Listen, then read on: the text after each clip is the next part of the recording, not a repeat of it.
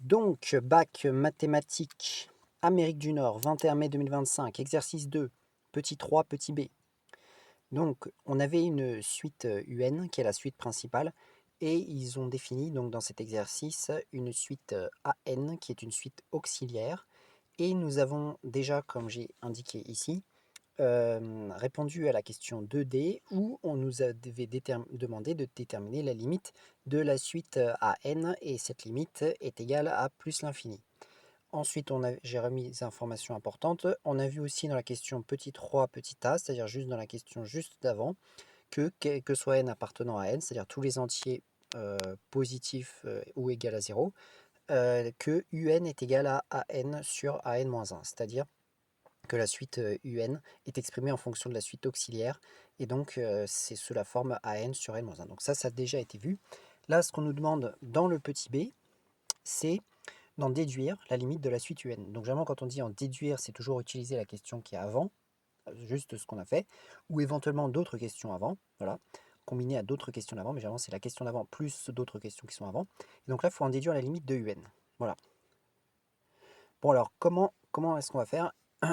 Alors, moi, généralement, quand on nous demande de trouver des limites, j'essaie déjà de regarder de tête qu'est-ce que ça peut donner. Donc j'ai l'expression de un en fonction de n ici, et je sais que n tend vers l'infini. Donc si j'observe un petit peu, là je regarde, j'ai un quotient, je regarde le numérateur tend vers plus l'infini, puisque n tend vers plus l'infini. Le dénominateur, on a an moins 1, donc an tend vers plus l'infini. Bon, si on fait moins 1, moins 1 n'est pas très fort par rapport à l'infini, on est d'accord. Donc ça reste plus l'infini. Donc du coup, on va avoir plus l'infini sur plus l'infini, ça fait une forme indéterminée.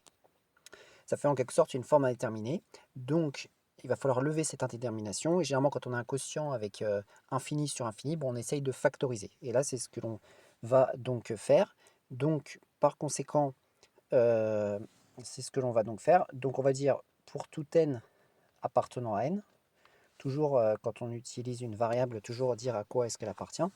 Et on va modifier UN. Donc UN, on sait déjà que d'après ce que l'on avait déjà trouvé, c'est AN sur AN-1 égal. Donc là, on a dit qu'on factorisait. Donc, c'est-à-dire qu'on factorise, par exemple, le terme le plus fort.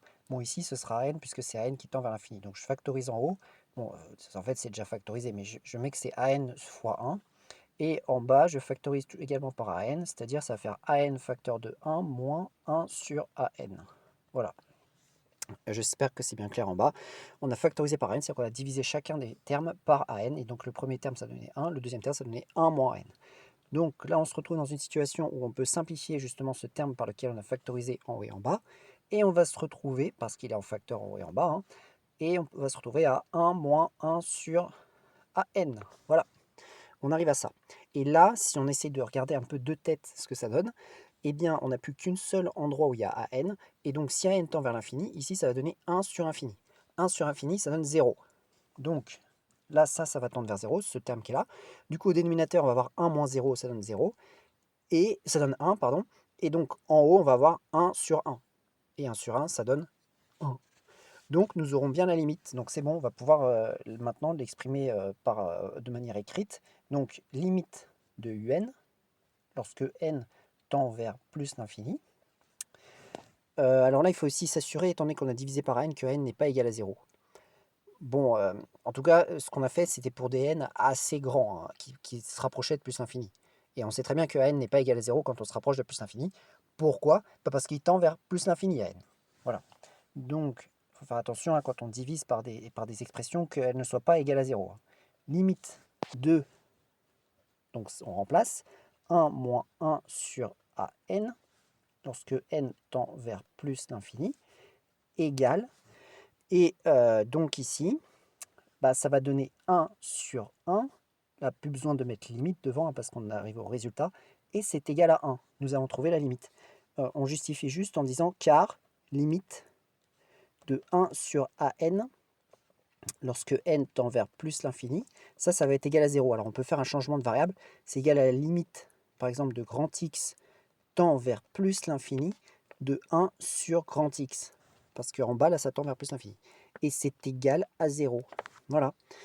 Donc voilà, on a justifié pourquoi est-ce que ici ça donnait 1, voilà, et ça donne 1, voilà. Bon, on peut réécrire, on peut mettre une grande conclusion. Donc, limite de un lorsque n tend vers plus l'infini égale 1. Et c'est donc terminé. On a trouvé la limite de un. Donc voilà pour l'exercice bac mathématiques Amérique du Nord, 21 mai 2025, exercice 2, petit 3, petit b.